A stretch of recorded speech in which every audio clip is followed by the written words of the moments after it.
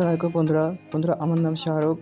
আপনারা আমার হাতে যে ছোট্ট মিনি স্পিকারটি দেখতে পাচ্ছেন, স্পিকারটি মূলত 3 ওয়াটের এবং 3 ওহম। স্পিকারটি দীর্ঘদিন ধরে আমার বাসায় পড়েছিল।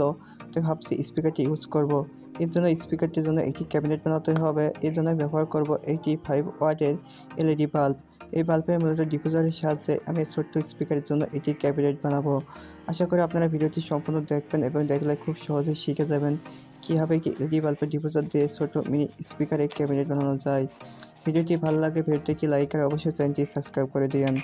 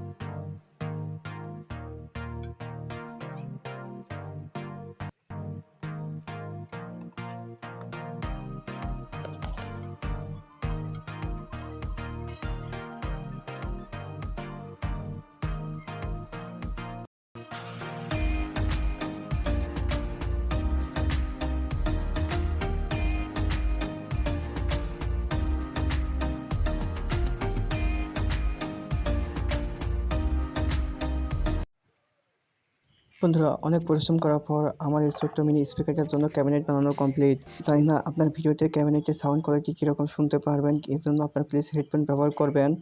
এই বাস্তবে সাউন্ডটি খুবই সুন্দর এবং খুবই অসাধারণ। সাউন্ডটি একদম খুবই ক্লিয়ার।